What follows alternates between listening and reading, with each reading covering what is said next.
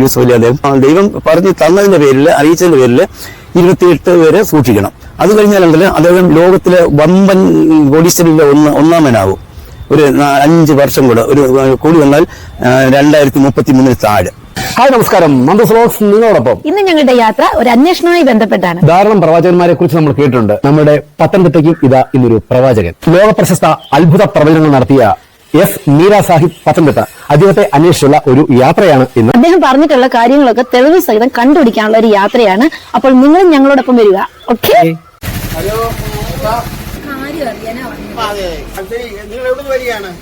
അപ്പൊ ഞങ്ങൾ കോന്നിന്നാണ് വരുന്നത്. ഇവിടെയുള്ള മീര സാഹിബ് എന്ന് പറയുന്ന ആളിനെ അറിയാവുന്ന ആളാണ്.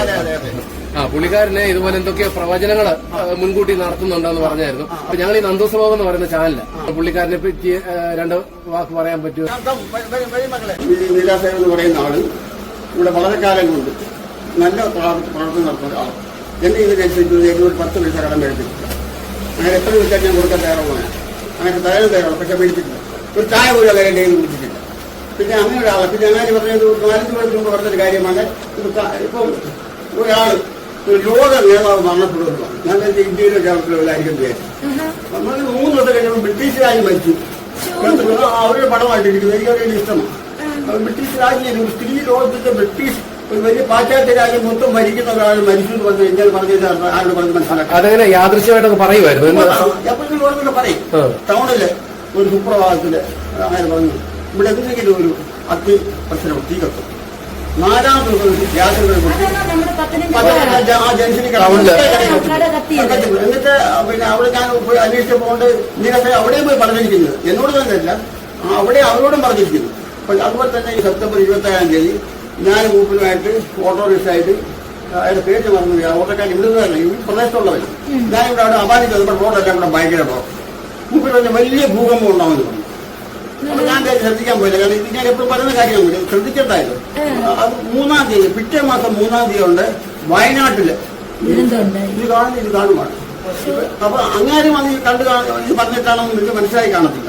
പിന്നെ പറഞ്ഞു ഇനി വീണ്ടും പിന്നെ പിണറായി വിജയൻ മുഖ്യമന്ത്രിയാകുമെന്നാ പറയുന്നത് മുപ്പത് ചിലപ്പോ.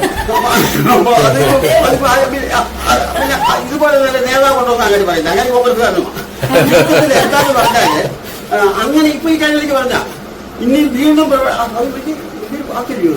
അങ്ങനെ ഏത് കാര്യത്തിൽ എന്നെ സംബന്ധിച്ചിടത്തോളം അങ്ങനെ എന്ത് പറഞ്ഞെന്ന് പറഞ്ഞാലും പറയുന്ന കാര്യങ്ങൾ അതേപോലെ നടക്കുന്നതാണ്. ടൗണിൽ എവിടെയെങ്കിലും പോയി നോക്കണം. ടൗണിൽ എവിടെയെങ്കിലും പോയെങ്കിൽ ഏതെങ്കിലും ഒരു വലിയ കടയുടെ മാനേജർ ഇരിക്കുന്ന കസാര തന്നെ കൈയിരിക്കും. അത് മാനേജർ പിന്നെ ഇയാളെ പോയി അങ്ങേരാ മാനേജർ. എല്ലാവരും പറഞ്ഞിട്ടുണ്ട്. പറഞ്ഞു കഴിഞ്ഞ പോയപ്പോൾ നമ്മളിപ്പോ ഇന്നത്തെ ചാനൽ ഇട്ട് കഴിയുമ്പോൾ നാട്ടിലുള്ളവരെല്ലാം ഈ പ്രവചനത്തിന്റെ ആളിനെ തിരിച്ചു വരും. വരുമ്പോൾ പിന്നെ എനിക്ക് ജോലിയായിട്ട് വരാണ്. അപ്പം അതുകൊണ്ട് മൂപ്പരെ സംബന്ധിച്ചിടത്തോളം അങ്ങനെ ഒരു യഥാർത്ഥ പ്രവചനക്കാരനാണ്. ഈ പറഞ്ഞതൊക്കെ സത്യമാണ് എന്ന് നമുക്ക് ഉറപ്പാണല്ലേ? അതൊന്നും ഞങ്ങൾ ഉറപ്പിക്കാൻ വേണ്ടി വന്നെന്നുള്ളതേ ഉള്ളൂ. കള്ളം പറയേണ്ട കാര്യമില്ല. ഇല്ലല്ലോ, തീർച്ചയായും. കാരണം പണം മേടിച്ചോണ്ടും പൈസ മേടിച്ചോണ്ടല്ലോ ഇത് പറയുന്നത്. അപ്പൊ പിന്നെ ഇങ്ങനെ പറയുന്ന കഴിയുമ്പോൾ ആർക്കും ഇഷ്ടപ്പെടത്തില്ല. അതെ. ഇപ്പൊ ഞാൻ എവിടെ വലിയൊരു ആളാണ്, എല്ലാവരെയും രോഗങ്ങൾ മാറ്റുന്നു. ഞാൻ പറയാതിരിക്കട്ടെ, ആരും വിശ്വസിക്കുക. ഇത് ഒന്നുമല്ല, പക്ഷെ പുള്ളി പറഞ്ഞ കാര്യങ്ങളൊക്കെ സത്യമാകുന്നുണ്ട്. അപ്പൊ പിന്നെ തീർച്ചയായിട്ടും നമുക്ക് അത് അംഗീകരിച്ചേ പറ്റുള്ളൂ. വേറെ ആരോടെങ്കിലും പറഞ്ഞിട്ടുണ്ടോ? ഈ പറഞ്ഞ കാര്യങ്ങളൊക്കെ വേറെ പലരും പറഞ്ഞിട്ടുണ്ട്. നല്ല കാണുന്നതിന് നമ്മൾ ശരി, നമുക്ക് അവരോട് ചോദിക്കാം. ഇവിടെ അടുത്തുള്ളതാണോ പറഞ്ഞത്? ഇവിടെ വീട് അടുത്തവിടെ പുള്ളിക്കാരന്റെ വീടെന്നാ പറഞ്ഞത്. അപ്പൊ നമുക്ക് അവരോട് ചോദിച്ചിട്ട് എന്തായാലും കണ്ടുപിടിച്ചേ പറ്റുള്ളൂ. ഹായ് ചേട്ടാ, നമസ്കാരം. ഇവിടെ ഈ മീര സാഹിബ് എന്ന് പറയുന്ന പ്രവചനങ്ങളൊക്കെ നടന്ന പ്രവചനം ചെയ്യുന്ന മീര സാഹിബ് എന്ന് അറിയപ്പെടുന്നതെന്നാ പറഞ്ഞത്. അങ്ങനെയാണ് ഇവിടെ ഈ ഏരിയയിലങ്ങനെ താമസം. അറിയോ പുള്ളിയെ? എനിക്ക് നേരിട്ട് എന്റെ വീട്ടിലുള്ള തന്നെ സ്വന്തം അനുഭവങ്ങളുണ്ട്. പുള്ളി പറഞ്ഞു. ആരോട് ചോദിച്ചാലും പുള്ളിയെ പറ്റി പറയുന്നത് ഈ ഒരു 2 വർഷം മുമ്പ് നടന്ന ഒരു സംഭവമാണ്. അപ്പം ഞങ്ങളൊരു യാത്ര പോവാണ്. അപ്പൊ ഞാൻ വണ്ടി ഓടിക്കുന്നു, ഇദ്ദേഹം പുറകിരിക്കുന്നു. ഒരു റാന്നി പകുതിയായുള്ളൂ. എന്നോട് പറഞ്ഞു വണ്ടി അവിടെ നിർത്താൻ പറഞ്ഞു. ഞാൻ എന്താണ് കാര്യം? നീ നമുക്ക് തിരിച്ചു പോവാം, നീ 15 ദിവസത്തേക്ക് വണ്ടി ഓടിക്കരുതെന്ന് പറഞ്ഞു. ഞാൻ എന്താണ് കാര്യം? വീട്ടിൽ വലിയൊരു ആപത്ത് നടക്കാൻ പോവാണെന്ന്. അപ്പം നമ്മളതൊന്നും വിചാരിച്ചില്ല. ഞാൻ സാർ വണ്ടി എടുത്തില്ല, ടൗണിൽ വരെ വന്നാൽ മതിയല്ലോ, 1 കിലോമീറ്ററിൽ വീട്ടിൽ നിന്ന് വരും. അങ്ങനെ ഒരു 13ാമത്തെ ദിവസമായപ്പോൾ പ്രവചനം കറക്റ്റായി എന്നുള്ളത്. അമ്മയുടെ മരണമായിരുന്നു. അമ്മ മരിച്ചു. അപ്പം പ്രത്യേകിച്ച് അസുഖങ്ങളൊന്നും ഇല്ല, നല്ല ആരോഗ്യമായിട്ടിരിക്കുന്ന 19 വയസ്സുണ്ടായിരുന്നു. എന്നെങ്കിലും അത് സംഭവിച്ചില്ല. പറഞ്ഞു അപകടം വീട്ടിലുണ്ടാവും കറക്റ്റ് ആണ്. കറക്റ്റ് ആയിട്ട് നടന്നു. അല്ലാതെ എനിക്ക് മാധ്യമങ്ങൾ ചാനൽ കൂടെ എല്ലാം കേട്ടിട്ടുണ്ട്, പുള്ളിയെ പറ്റി അല്ലാതെ പ്രവചനങ്ങളും അറിഞ്ഞിട്ടുണ്ട്. പെട്ടെന്ന് പറയാ അല്ല അത് പെട്ടെന്ന് അല്ല അപ്രതീക്ഷിതമായി കിട്ടുന്ന ഒരു പവറാ പുള്ളിക്ക് ചില സമയങ്ങളിൽ, എപ്പോഴും ഇല്ലല്ലോ. നമ്മളെന്തെങ്കിലും പറയാൻ പറഞ്ഞു അങ്ങനെ കിട്ടും. പിന്നെ പുള്ളിയുടെ ഫാദർ പ്രീസ്റ്റ് ആയിരുന്നു. അപ്പൊ അങ്ങനെ ഒരു ഇപ്പൊ റമദാൻ മാസമാണല്ലോ, അപ്പൊ അവരുടെ ഒരു ദൈവികമായിട്ട് ഒരു പവർ അള്ളാഹുവിന്റെ കിട്ടിയിട്ടുണ്ട്. ഇല്ലെന്ന് പറയാൻ പറ്റത്തില്ല നമുക്ക്. ചേട്ടന്റെ പേര് എന്റെ അനിൽകുമാർ. താമസിക്കുന്നേ ഞാൻ പന്തളത്ത് ഇപ്പൊ പന്തളത്തായിരുന്നു. ഞാൻ പത്തനംതിട്ടക്കാരനാണ് ബേസിക്കലി. അപ്പൊ ബിസിനസ് ആണ് വേണ്ടി ഞാൻ അങ്ങോട്ട് പോയി. യൂസഫുകാരന്റെ ബിസിനസ് ആണ് എനിക്ക്. അപ്പൊ അവിടെ എനിക്ക് വീട്ടിൽ താമസിക്കാൻ പറ്റത്തില്ല. ഒരു എന്തുവാണെന്ന് അറിയത്തില്ല, രാത്രി ഉറക്കമില്ല. പിന്നെ അവിടെ എന്തോ ഒരു ബുദ്ധിമുട്ടുകൾ. അപ്പൊ ഇദ്ദേഹം വന്ന് അവരുടെ മറ്റേ ഈ ജാസിനൊക്കെ ഏരി എന്നോട് തവിലൊക്കെ കയ്യിലൊക്കെ വെച്ച് എന്നോട് ഇനി പേടിക്കണ്ട അത് പറഞ്ഞ് ഒരു പ്രശ്നമില്ല. അതായത് അത്ര വിഷയം കിട്ടുന്ന ഒരു പവറാണ്. കാണാൻ പറ്റും. കാണാൻ പറ്റുമെങ്കിൽ ഇവിടെ ഏതെങ്കിലും വലിയ വലിയ കടകളിൽ കാണും. അലങ്കാര വലിയ കടകളിൽ പുള്ളി എല്ലാവർക്കും വലിയ സഹായി. വേറൊരുത്തി ഞങ്ങളിവിടെ അന്വേഷിച്ച പുള്ളി വലിയ സഹായിയാണ് എന്ന് പറഞ്ഞാൽ പുള്ളി പൈസയ്ക്ക് വേണ്ടിയാണെങ്കിൽ ആരും എന്ത് കള്ളത്തരങ്ങളും ചെയ്യുന്ന ഒരു ബിസിനസിന്റെ കാലഘട്ടം. വലിയ ആൾക്കാര് എന്ന് വെച്ചാൽ ഇവിടുത്തെ നമ്മുടെ യൂസഫക്ക അദ്ദേഹത്തിന്റെ മാനേജർ പുള്ളി ദുബൈയിലേക്ക് വിളിച്ചു. പുള്ളി പോയില്ല. അതുപോലെ നമുക്ക് നേരിട്ട് അറിയാം അതൊക്കെ കാര്യങ്ങൾ. ഇത് സുഹൃത്താണ്. എന്തേലും ഒന്നും പറഞ്ഞിട്ടില്ല. അറിയാം കേട്ടോ മാഡം, എന്നും പുള്ളി ആഹാരം എല്ലാവർക്കും ഒരുപാടിപ്പെട്ട ആൾക്കാർക്കെല്ലാം വാങ്ങിച്ചു കൊടുക്കും. എന്നും ആഹാരം. അതാണ് ഏറ്റവും പുള്ളിയുടെ പ്രത്യേകത. അപ്പൊ നല്ലൊരു ഒരു സാമൂഹ്യ പ്രവർത്തനം. വീട്ടിൽ തന്നെ കണ്ടു വെച്ച് കൊടുക്കാം. അങ്ങനൊക്കെ കാര്യങ്ങളെല്ലാം വന്നു. ഒന്നും വേണ്ടെന്ന് പറയുന്നുണ്ട്. ഇത് അള്ളാഹുവിന്റെ ഒരു പ്രത്യേകമായി കിട്ടുന്ന കഴിവ. പുള്ളി അതിന് മിസ്യൂസ് ചെയ്യാൻ ഒരുക്കമല്ല. അതാണ് മെയിനായിട്ട്.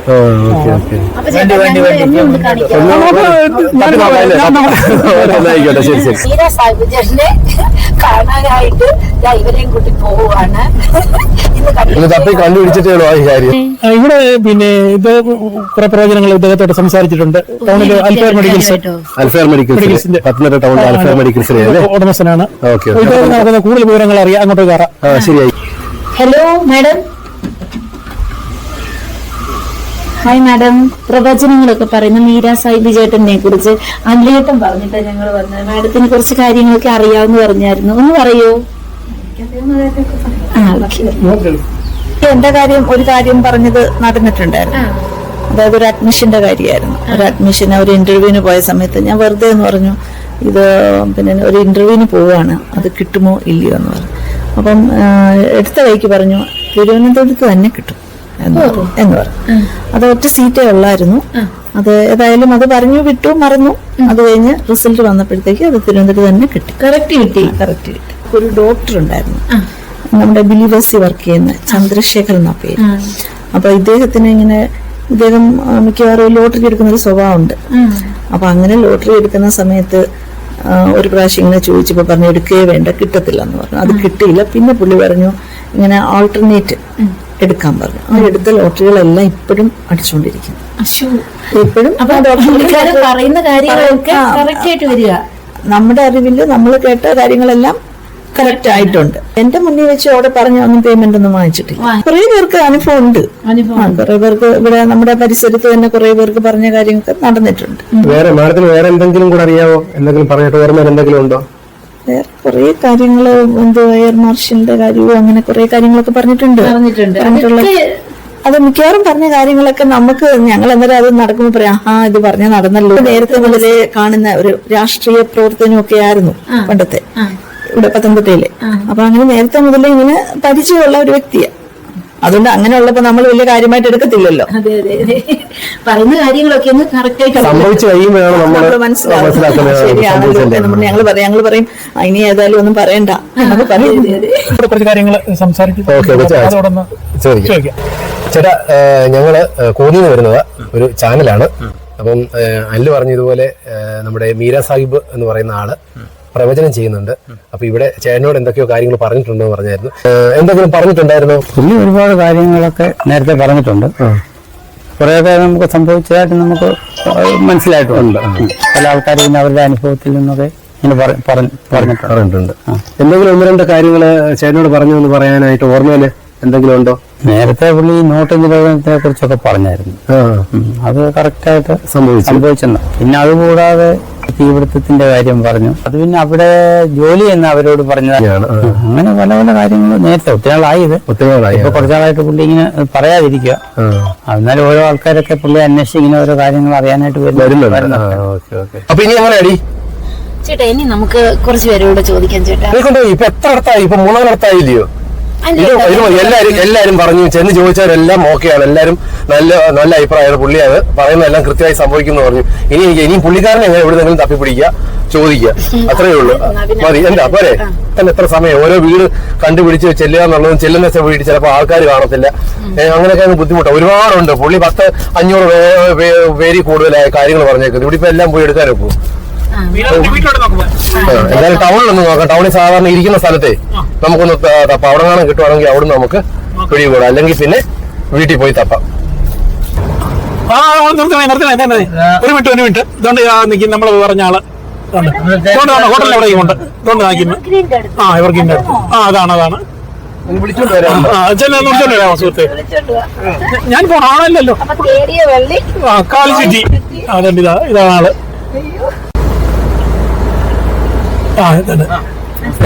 നമ്മുടെ മീരാൻ സാഹിബ് ഫോണിൽ എന്ത് പറ്റി? ഫോണിൽ കിട്ടുന്നില്ല. വിളിച്ചിട്ട് ഞാൻ കുറച്ച് കാര്യങ്ങൾ ഉണ്ടായിരുന്നു. ഞങ്ങള് പോണി നന്ദൂസ് വ്ലോഗ് എന്ന് പറഞ്ഞൊരു ചാനലാണ്. ക്യാമറയൊക്കെ ആയിട്ടില്ലയോ? ഒന്ന് കയറാമോ? ഒരു 1-2 കാര്യങ്ങൾ ചോദിക്കാനുണ്ടായിരുന്നു. കുഴപ്പമില്ലല്ലോ?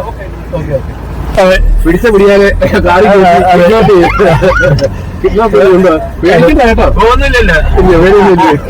പേടി വന്ന ഒരു രംഗം ഉണ്ടായിരുന്നു. ആൾക്കാരെ കാണുമ്പോ അറിയാമല്ലോ. ഉണ്ണിയെ കാണുമ്പോ ഊരിലെ പഞ്ഞെന്ന് പറയുന്ന പോലെ നിങ്ങളെ കാണുമ്പോ അറിയാമല്ലോ. ഞങ്ങൾ വാപിടിച്ചു തരാറുണ്ട്. കിഡ്നാപ്പ് ഇല്ലെന്ന് മനസ്സിലായി, കണ്ടപ്പോഴേ അറിയാം. പിന്നെ ഇതൊക്കെ ഇവര് നമ്മുടെ സുഹൃത്തുക്കളാ. അങ്ങനെ ഞങ്ങള് തിരക്കി പിടിച്ച് ഇത് പറഞ്ഞ കുറെ ആൾക്കാരുടെ വീടുകളിലൊക്കെ ചെന്നു. അവിടുന്നൊക്കെ ചില ഇൻഫർമേഷൻ കിട്ടിയതിന്റെ അടിസ്ഥാനത്തിൽ ആ വീടുകളൊക്കെ പറഞ്ഞു തന്നു. അങ്ങനെ അവിടെ എല്ലാം കേറിയപ്പോ ആളിനെ നേരിട്ടൊന്ന് കണ്ട് കുറച്ച് കാര്യങ്ങൾ അറിയാമെന്ന് വിചാരിച്ചിട്ടാണ്. എങ്ങനെയാണ് ഇത് പറയാൻ സാധിക്കുന്നത്? തീർച്ചയായിട്ടും നമുക്ക് പ്രേക്ഷകര് ഇതൊന്നും അറിയണമല്ലോ. പ്രേക്ഷകരുടെ മുന്നിൽ നിന്നുകൊണ്ട് ഈ അത്ഭുതമായ പ്രവചനങ്ങൾ ചെയ്യുന്ന ആളാണെന്ന് പറയുമ്പോൾ ആൾക്കാർ വിചാരിക്കും ഏതെങ്കിലും രീതിയിലൊക്കെ നെഗറ്റീവായിട്ട് പറയും. പക്ഷെ അതായത് അനുഭവസ്ഥർ പറഞ്ഞതെല്ലാം പോസിറ്റീവായിട്ടുള്ള കാര്യങ്ങളാണ് ഞങ്ങൾ കേട്ടത്. അതുകൊണ്ടാണ് ഞങ്ങൾ നേരിട്ട് അവനോട് ഇതൊന്ന് ഇതിനെപ്പറ്റി ഒന്ന് സംസാരിക്കാൻ സന്തോഷം. 1982 ഒരു പെട്ടെന്നൊരു തോന്നല്, ശ്രീമതി ഇന്ദിരാഗാന്ധി വധിക്കാൻ പോകുന്നു, ആരോ കൊല്ലാൻ പോകുന്നു എന്നൊരു തോന്നലുണ്ടായി. അപ്പൊ ഞാനത് 1-2 ദിവസം അത് ചിന്തിച്ചു, ഇതെങ്ങനെയാണ് തോന്നലുള്ള കാരണം. അപ്പൊ പിന്നെ ഞാൻ മനസ്സിലാക്കിയ ദൈവം ചിലപ്പോൾ അങ്ങനെ തോന്നിച്ചതായിരിക്കും. അപ്പൊ എങ്ങനെയെങ്കിലും നമുക്കൊന്ന് അവരെ അറിയിക്കുന്നതിനെന്തോ അത് മാത്രമല്ല, ഇന്ത്യയുടെ ഒരു പ്രധാനമന്ത്രിയെ നമ്മളെങ്ങനെ അറിയിക്കാനൊക്കെ. ഞാനൊരു കോൺഗ്രസ് അനുഭാവിയാണ്. അത് പോട്ടെ, നമ്മൾ സത്യമല്ലേ പറയാൻ പറ്റില്ല. അതുകൊണ്ട് പേടിയില്ല. 15 പൈസക്ക് ഒരു ഇല്ലന്റ് വാങ്ങിച്ചിട്ട് എന്തും വരട്ടെ എഴുതി. ശ്രീമതി ഇന്ദിരാമാളം അമ്മയ്ക്ക് ജീവഹാനിക്ക് സാധ്യതയുണ്ട്. അതായത് 84 പേരെ അമ്മ വളരെയേറെ സൂക്ഷിക്കണം. അത് മാത്രമല്ല, സ്വന്തം ഭടന്മാരാൽ സെക്യൂരിറ്റി കൂടെ നിൽക്കുന്ന സെക്യൂരിറ്റിയാലായിരിക്കും അമ്മയുടെ വധം, അത് കൊല്ലാനുള്ള സാധ്യത തെളിയുന്നത്. അത് ഉറപ്പായിട്ടും എനിക്കത് തോന്നിച്ച് ദൈവം തന്നതാണ്. ഞാൻ അറിയിക്കുന്നു. എന്റെ കടമ എനിക്ക് ദൈവം തോന്നിച്ചു തന്നു. അത് ഇന്ദിരാഗാന്ധി എന്ന് പറയുമ്പോൾ നമുക്കൊരു പ്രത്യേക ഒരു ഇതുണ്ട്. കാരണം നമ്മുടെ പാർട്ടിയുടെ അനുഷ്ഠിത നേതാവായിരുന്നു അന്ന്. ഞാൻ 13 വയസ്സിലെ KSUവിൽ ഇറങ്ങിയവനാ. എന്തായാലും ആ കത്തങ്ങ് അയച്ചല്ലോ. എന്തോ ദൈവത്തിന്റെ ഈ പറഞ്ഞ പോലെ തോന്നല് അത് സത്യമായി മാറുകയായിരുന്നു ചെയ്തത്. ഒക്ടോബർ 30 ഇന്ദിരാഗാന്ധി ഒഴിക്കപ്പെടുന്നു. സ്വന്തം ഭടന്മാരാല വെടിവെച്ചു കൊല്ലുന്നവര് കേട്ടപ്പം മയങ്ങിപ്പോയി. ഞാൻ സത്യത്തിൽ മയങ്ങിപ്പോയി. അതാണ് ആദ്യമായിട്ട് എനിക്ക് സംഭവിച്ച ഒരു കാര്യം. സഞ്ജു എന്ന് പറഞ്ഞ ഒരു ഓട്ടോറിക്ഷ ഡ്രൈവറെ പത്തനംതിട്ട പഴയ പ്രൈവറ്റ് ബസ് സ്റ്റാൻഡിന്റെ മുമ്പിൽ കുന്നംകുളം സ്റ്റോഴ്സിന്റെ അടുത്ത് കിടക്കുന്ന ഒരു ഓട്ടോറിക്ഷ. അപ്പൊ എനിക്ക് ഇവിടെ വരണമായിരുന്നു, അബാൻ ജംഗ്ഷനില്ല. അപ്പൊ ഞാൻ പെട്ടെന്ന് ആ ഓട്ടോയിൽ കയറി ഇരുന്നു, വന്നു. അപ്പൊ നമ്മുടെ പത്തനംതിട്ട സിവിൽ സ്റ്റേഷന്റെ അവിടെ വന്നപ്പം പോലീസുകാര് ഇങ്ങനെ എല്ലാവരും നിയന്ത്രിക്കുന്നുണ്ട്. അപ്പൊ അവിടെ 2 മിനിറ്റ് വണ്ടി നിൽക്കേണ്ടി വന്നു. എനിക്ക് പെട്ടെന്ന് തോന്നി. ഡ്രൈവറോട് ഞാൻ പറഞ്ഞു, പേരെന്തുവാ? സഞ്ജു. എന്നാ സഞ്ജു, ഞാൻ ഒരു കാര്യം നിങ്ങളോട് പറയാൻ പോവുകയാണ്, ശ്രദ്ധിച്ച് കേൾക്കണം. എന്താണ്? അതായത് ഇന്ന് സെപ്റ്റംബർ 27 ഇനിയിപ്പോ ഒക്ടോബർ അങ്ങ് കയറാതെ തന്നെ 3 ദിവസം കൂടെ ഉള്ളൂ. അപ്പൊ ഈ സെപ്റ്റംബർ ലാസ്റ്റ് 27, 28, 29, 30 അതിനപ്പുറം പോകാതെ വയനാട്ടില് ഭയങ്കര സംഭവം നടക്കും. അപ്പം പിന്നെ ഡ്രൈവർ എന്നോട് ചോദിച്ചു, അപ്പൊ അത് ദീപാഹാനിയൊക്കെ സംഭവിക്കില്ലയോ? വലിയ ഒരു ഭൂകമ്പം പോലുള്ള ഒരു സംഭവം നടന്നാൽ എന്തെല്ലാം സംഭവിക്കും അത് സംഭവിക്കും. നിരവധി ആൾക്കാരുടെ മരണം സംഭവിക്കാം, അതുപോലെ വലിയ പ്രകൃതിക്ഷോഭങ്ങൾ ഉണ്ടാവും. അത് ഉറപ്പായിട്ടും അത് നടക്കും. പറഞ്ഞിട്ട് ഇനിയിപ്പം ഞാനങ്ങ് ഓട്ടയിറങ്ങി നമ്മളെ കാര്യം നോക്കി നമ്മളത് പോവുകയും ചെയ്തു. ഈ കേട്ടവര് ഒരു പക്ഷേ വിശ്വസിക്കത്തില്ല, അവരും തള്ളിക്കളഞ്ഞു. ഞാനാരും വിശ്വസിക്കത്തില്ല. ഒരാൾ വന്ന് പെട്ടെന്ന് എന്നോട് പറഞ്ഞു, ഞാനും വിശ്വസിക്കത്തില്ലായിരുന്നു. ഇപ്പോഴല്ലേ അത് ഇങ്ങനെ ദൈവം ഇങ്ങനെ കൊടുക്കുന്ന വരങ്ങളാണ് സംഭവിച്ചു കഴിഞ്ഞപ്പം അപ്പൊ ഇത് സംഭവിച്ചു. കറക്റ്റ് 3-ാം ദിവസം 30-ാം തീയതി ഭയങ്കര ഈ ടി വിയിൽ വാർത്തയിൽ കൂടിയാണ് ഞാൻ അറിയുന്നത്. അത് ഭയങ്കര സംഭവം. അപ്പോൾ ജയലളിത മുഖ്യമന്ത്രിയായിട്ട് ഇരിക്കുന്ന തമിഴ്നാട്ടില് ഞാനിങ്ങനെ ആ സമയത്ത് എനിക്ക് തോന്നി, ഞാൻ ഒരു പോസ്റ്റ് കവർ എടുത്തിട്ട് അതില് ഒരു പേപ്പറിൽ എഴുതി അതിനകത്ത് പോസ്റ്റ് ചെയ്തു. അതിലെഴുതിയത്, ജയലളിത മാഡം, നിങ്ങൾക്ക് ഈ മുഖ്യമന്ത്രി സ്ഥാനം 6 മാസത്തിനുള്ളിൽ പിന്മാറേണ്ടി വരും, ഇരുന്ന് കസേര മാറേണ്ടി വരും. നിങ്ങൾ ആ കസേരയിൽ നിന്ന് മാറുകയും ഈ 6 മാസത്തിനുള്ളിൽ നിങ്ങൾ ദൈവത്തിനെ വിളിച്ചോണം. ആ ദൈവ വിളിയുടെ ഫലമായിട്ട് നിങ്ങൾക്ക് തിരിച്ച് അതേ കസേരയിൽ വീണ്ടും വരാൻ കഴിയും എന്ന് എഴുതി അയച്ചു. എന്തായാലും അതും അതുപോലെ തന്നെ സംഭവിച്ചു. ജയലളിത രാജിവെച്ചു. 6 മാസം കഴിഞ്ഞപ്പോൾ വീണ്ടും തിരിച്ചു വന്നു. രാഹുൽ ഗാന്ധിക്ക് ഞാനൊരു കത്തയച്ചു. 2023 പ്രിയങ്കരനായ രാഹുൽ ഗാന്ധി എനിക്ക് വളരെ ഇഷ്ടപ്പെട്ട ഒരു നേതാവാണ് രാഷ്ട്രീയത്തിൽ. അത് എല്ലാ നേതാക്കന്മാർക്കും നല്ലവരാണ്. ജനസേവന രാജ്യത്തിന് വേണ്ടി ആരെല്ലാം എന്തെല്ലാം ചെയ്താലും അവരെല്ലാം നല്ലത് തന്നെ. പക്ഷെ ജനദ്രോഹം ചെയ്യുന്നതാണ് ഈ കപട വേഷം ധരിച്ചുകൊണ്ട് ചെയ്യുമ്പോഴാണ് അവരോട് നമുക്ക് വെറുപ്പായിട്ട് തോന്നുന്നത്. 8 പേജിൽ കത്തെഴുതി. ഈ കത്തിന്റെ പ്രധാന കാരണം എന്ന് പറഞ്ഞാൽ 2 വർഷത്തിന് അകം ഇന്ത്യ മൊത്തം മാത്രമല്ല ലോകം ആകമാനം ഭയങ്കരമായ ഒരു അസുഖം ബാധിക്കും, രോഗങ്ങൾ പടരും. ആ രോഗത്തിന് ഇന്ത്യയിൽ മരുന്ന് കണ്ടുപിടിക്കാനൊക്കത്തില്ല, ലോകരാജ്യവും മരുന്ന് കണ്ടുപിടിക്കാനൊക്കത്തില്ല. ഭയങ്കരമായ ഒരു സംഭവമായിരിക്കും അത്. അതാണ് കോവിഡ്. ആ കോവിഡ് അതുപോലെ കോവിഡും വന്നു സംഭവിച്ചു. ആ എഴുത്തിൽ തന്നെ കത്തിൽ തന്നെ ഞാൻ സൂചിപ്പിച്ചു, ഈ കോവിഡ് കാലാവധിക്കുള്ളിൽ തന്നെ ഇന്ത്യയും പാകിസ്ഥാനും ചൈനയും ആയിട്ട് പരസ്പരം യുദ്ധത്തിനുള്ള സാധ്യത കൊടുമ്പിരി കൊള്ളും, യുദ്ധം ഉണ്ടാവും എന്ന് പറഞ്ഞു. അതുപോലെ യുദ്ധവും ഉണ്ടായി. അപ്പം ഇതൊക്കെ ഭയങ്കര അനുഭവങ്ങളാണ്. ഒരു കാര്യം ഞാൻ പറഞ്ഞു, അത് സോണിയാഗാന്ധിയെ മാറ്റി നിർത്തി രാഹുൽജി പാർട്ടിയിൽ പ്രവർത്തിച്ചു വരുമ്പോൾ അടുത്ത തെരഞ്ഞെടുപ്പില് ഇന്ത്യയുടെ പ്രധാനമന്ത്രി പദത്തിൽ രാഹുൽജിക്ക് കയറാൻ പറ്റും. പക്ഷെ അതിന് ഞാനൊരു കാര്യം പറഞ്ഞിട്ട് കൊടുത്തത്, സോണിയാഗാന്ധിയെ മാറ്റി നിർത്തണം. അമ്മയാണ്, വിഷമം കാണും. പക്ഷെ രാഹുൽജി പ്രധാനമന്ത്രിയായി വരണമെന്നുണ്ടെങ്കിൽ അത് എഴുതിയ കത്ത് അവിടെ ഉണ്ടല്ലോ. വേണമെങ്കിൽ KC വേണുഗോപാൽജി ഉണ്ടല്ലോ ഇപ്പോഴത്തെ ഈ ആലപ്പുഴ MP, അദ്ദേഹത്തിന് പരിശോധിക്കാൻ ഞാൻ പറയുന്ന എന്തെങ്കിലും വ്യത്യാസം ഉണ്ടെങ്കിൽ ആ കത്തെടുത്ത് വായിച്ചു നോക്കട്ടെ, അവർക്ക് അറിയാമല്ലോ. ആ സംഭവം 3 സംഭവം നടന്നു. രാഹുൽജി അടുത്ത് വന്നു, പ്രധാനമന്ത്രി പദത്തിന്റെ അടുത്ത് വന്നു. പക്ഷെ തെറ്റിപ്പോയി. ആരാ കുറ്റവാളി? നമ്മുടെ കത്ത്, നമ്മൾ എഴുതിയ വാക്ക്. ഞാനിപ്പം മാഡത്തിനോടോ ഇദ്ദേഹത്തിനോടോ ആരുടെയെങ്കിലും ഒരു കാര്യം ഞാൻ പറയുന്നു, നിങ്ങൾ ആ പറയുന്ന ഗൗരവമായിട്ട് എടുത്ത് നിങ്ങൾ എന്ത് ചെയ്യണം, അത് സ്വയം ചിന്തിക്കുക, അല്ലെങ്കിൽ ആരോടുമായിട്ട് ആലോചിച്ച് എന്തെങ്കിലും ഞാൻ പറഞ്ഞത് ഭവിഷ്യത്തുണ്ടാകുന്നതാണെങ്കിൽ നിങ്ങൾ ഫയർ സ്റ്റേഷനിലോ പോലീസ് സ്റ്റേഷനിലോ എവിടെയെങ്കിലും അറിയിച്ചു കഴിഞ്ഞാൽ ഒരുപക്ഷെ ഇത് മാറിക്കിട്ടും. അതാണ്. അല്ലാതെ പക്ഷെ അത് സംഭവിക്കുന്നു. അതാണ് അവിടെയും സംഭവിച്ചത്. കൊട്ടാരക്കര വാർത്താ ചാനൽ വന്നു ഇതുപോലെ ഇന്റർവ്യൂ ചെയ്യുന്നപ്പോഴത്തേക്ക് പൊടുന്നനെ ഞാൻ പോലും പ്രതീക്ഷിക്കാത്ത ഒരു വാക്കെടുത്തിട്ട് അവിടെ ചോദിച്ചു, നിങ്ങൾക്ക് യൂസഫ് അലിയെ കുറിച്ച് ഒരു വാക്ക് പറയാമോ, എന്തെങ്കിലും പറയാമോ എന്ന് ചോദിച്ചു. അതിന് ചോദിച്ചപ്പോ ഞാൻ പറഞ്ഞു, യൂസഫ് അലി അങ്ങനെ നല്ല മനുഷ്യനല്ലേ, നമ്മൾ എന്ത് പറയാനാ. അപ്പൊ അല്ല, എന്തെങ്കിലും ഒന്ന് പറയണം, അദ്ദേഹത്തിന് വരാൻ പോകുന്ന എന്തെങ്കിലും സംഭവം പറയാമെന്ന് ചോദിച്ചു. ഞാൻ പറഞ്ഞത്, അത് ഞാൻ ഇങ്ങനെ 80,000 പേർക്ക് ഇപ്പൊ ജോലി കൊടുക്കുന്നുണ്ട്. അങ്ങനെ ഒരു വ്യക്തി, ലോകം അറിയപ്പെട്ട ഒരു വ്യക്തിയെക്കുറിച്ച് ഞാൻ പറയുന്നെങ്കിൽ അത് പറയാം. അദ്ദേഹത്തിന്റെ സമയം വളരെ മോശമായ ഒരു ടൈമിലാണ് അത് ഇപ്പൊ കടന്നു പൊയ്ക്കൊണ്ടിരിക്കുന്നത്. പക്ഷെ അദ്ദേഹം അറിയുന്നില്ല, അത് പൊയ്ക്കൊണ്ടിരിക്കും. അപ്പൊ എന്ത് സംഭവിക്കുമെന്ന് ചോദിച്ചപ്പോൾ അത് ഞാൻ പറയത്തില്ല. പക്ഷെ അദ്ദേഹത്തിന് 2008 എന്ന് പറയുന്ന സമയം വരെ വളരെ സൂക്ഷിക്കണം. അതിനുശേഷമാണ് നമ്മൾ പറഞ്ഞതിന് ശേഷമാണ് ഈ വിമാനം ചതുപ്പിൽ പോയി ചാടി ചതുപ്പിൽ എന്ന് പറഞ്ഞ വയലില് ഹെലികോപ്റ്റർ, അത് സഞ്ചരിച്ച ഹെലികോപ്റ്റർ പോയി വയലിൽ ചാടിയത് നോക്കണം. അപ്പം സംഭവിച്ചെന്തപ്പോ അതിനുശേഷം ഇനിയിപ്പം ഞാൻ അന്ന് മുതൽ പ്രാർത്ഥിക്കുന്നുണ്ട് ഇദ്ദേഹത്തിന് വേണ്ടി.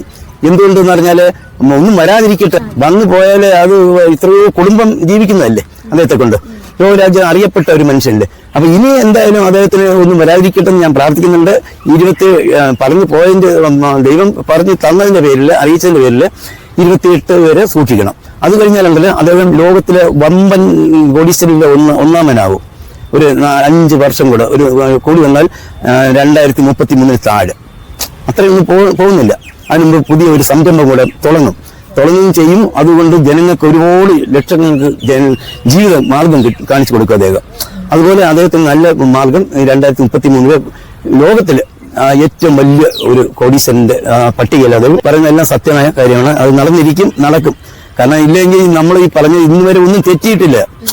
ദൈവം നമുക്ക് തോന്നി തരുന്ന ഓരോ 100 കൂട്ടം കാര്യങ്ങൾ ഇങ്ങനെ പറയുന്നത് ഒന്നും തെറ്റുന്നില്ല. അതുപോലെ പത്തനംതിട്ട നമ്മുടെ സെൻട്രൽ ജംഗ്ഷനിൽ A1 ചിപ്പ് സെന്റർ എന്നൊരു കടയുണ്ട്. ആ ചിപ്പ് സെന്ററിൽ ഞാനും മംഗളത്തിലെ ഹനീറ സാർ എന്ന് പറഞ്ഞ ഒരാളുണ്ട്. മംഗളം പത്രത്തില് കൊരസരപതിയില് താമസമാണ്.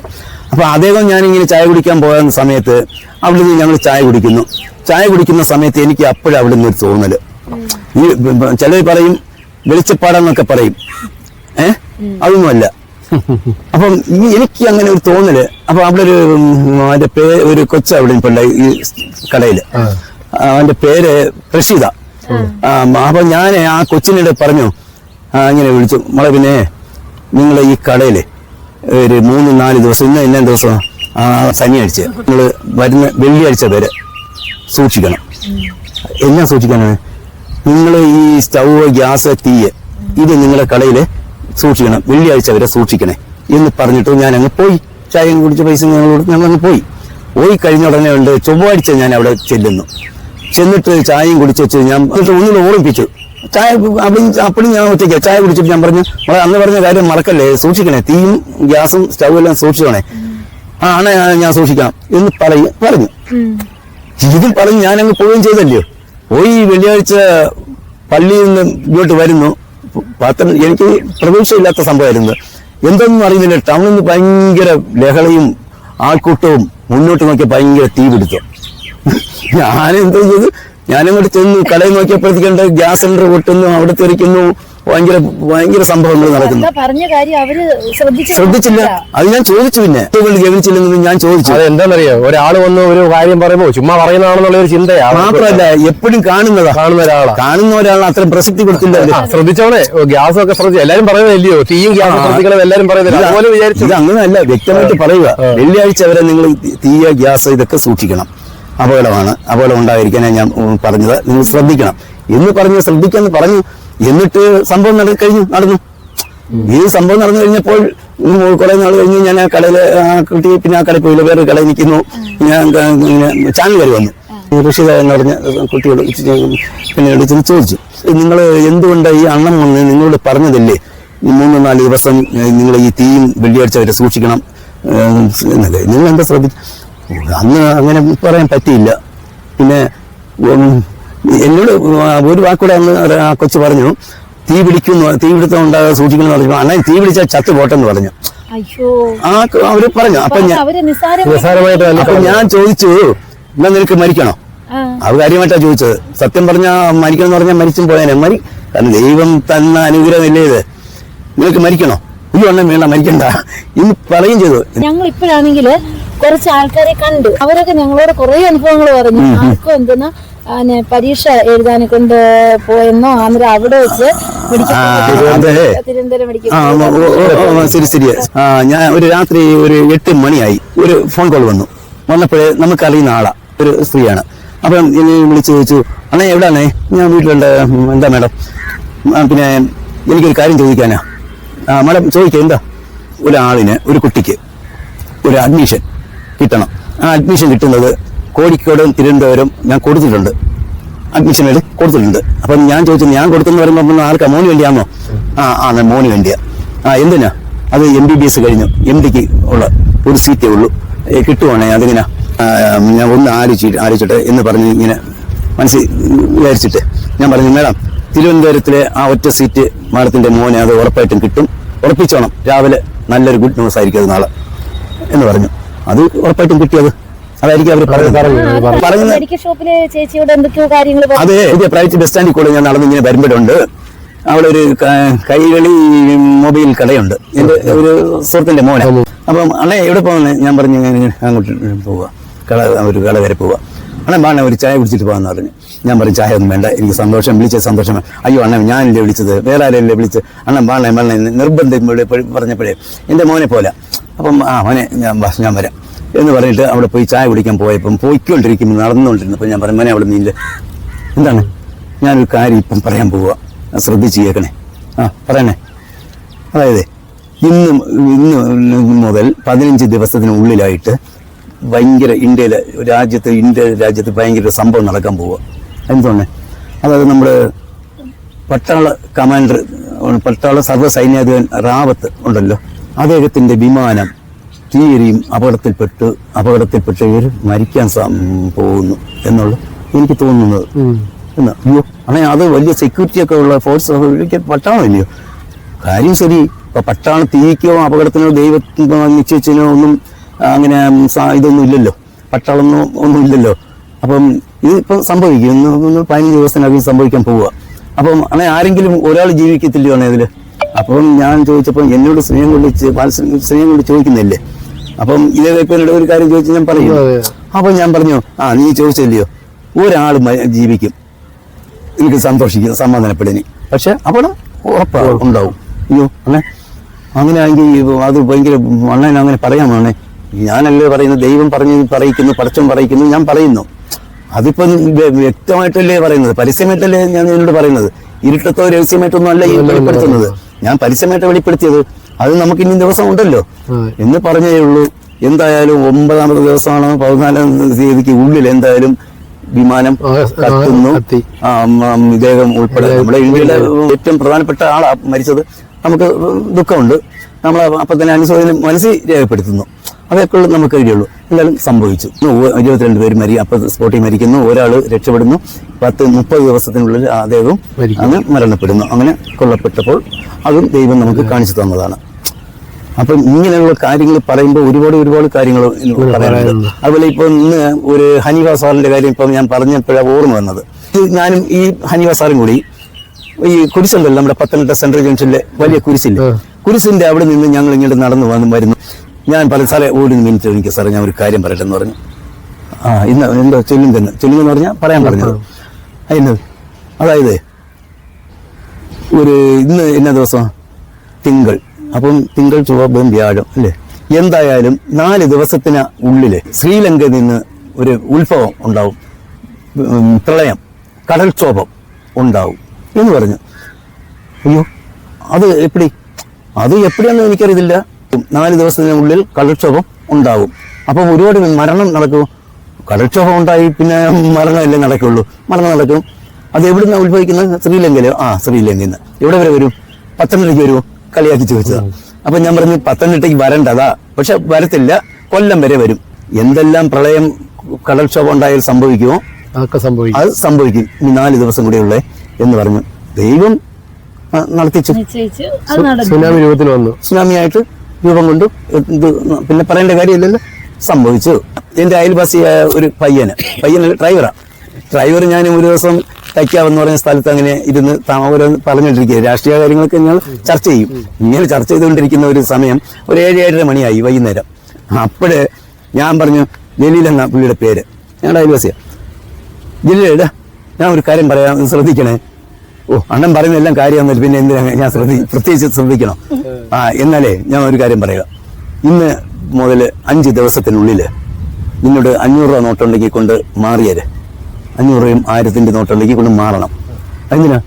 500, 1000-ന്റെ ഇന്ത്യ ഗവൺമെന്റ് റിസർവ് ബാങ്ക് പിൻവലിക്കാൻ പോവുക. എന്താണ് അണ്ണിങ്ങനെ എന്ന് പറഞ്ഞു. ഞാൻ പറഞ്ഞു, നീ ചിരിച്ചോ? എനിക്കും ചിരി വരുന്നത് സത്യമാണ്, പക്ഷെ സംഭവിക്കാൻ പോകുന്നതായി ഇതായി പറഞ്ഞത്. ആര് കേട്ടാലും ചിരിക്കും. വേറെ ഒരാൾ പറഞ്ഞ് ഞാനും ചിരിക്കുമായിരുന്നു. പക്ഷെ ഈ സംഭവം ഞാൻ പറയുന്നു. 5 ദിവസം കഴിഞ്ഞപ്പോൾ എന്നോട് പറഞ്ഞു, അണ്ണനൊക്കെ പൈസ കാണും, പൈസ മാറിക്കുമെന്ന് പറഞ്ഞു. ഞാൻ പറഞ്ഞു, എന്നോട് ഉണ്ടെങ്കിലും ഞാൻ ചില്ലറ പൈസയേ ഉള്ളൂ, അത് ബാങ്കിലാണ്.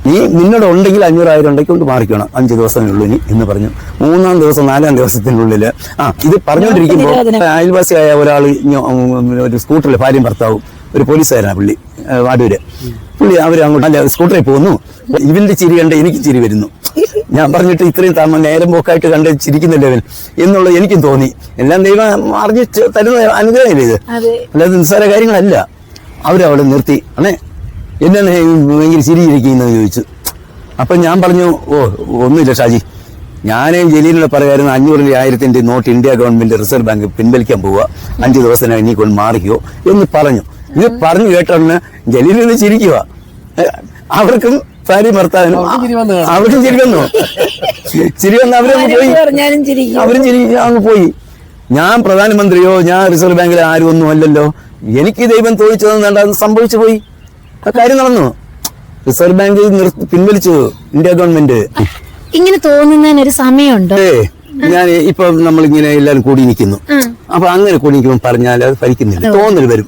തോന്നൽ എന്ന് പറഞ്ഞാല് ഈ നമ്മൾ ഇങ്ങനെ കൂടുതലും ഈ രാത്രിക്ക് ഞാൻ ഉറക്കത്തില് എനിക്ക് ഇങ്ങനെ തോന്നലില്ലല്ലോ, എല്ലാം പകലിങ്ങനെ നടന്നു പോകുമ്പോഴും കാണുമ്പോഴും സുഹൃത്തുക്കളെ കാണുമ്പോഴും വിശ്വാസമുള്ളവരെ കാണുമ്പോഴേ ഞാൻ പറയും. ഞാൻ ഇതുപോലെ ഒരു കൂട്ടുകാരനും ഒരു സ്നേഹിതനുമായിട്ട് ഇങ്ങനെ പത്തനാപുരത്ത് ഇതുപോലെ പോകുന്നു.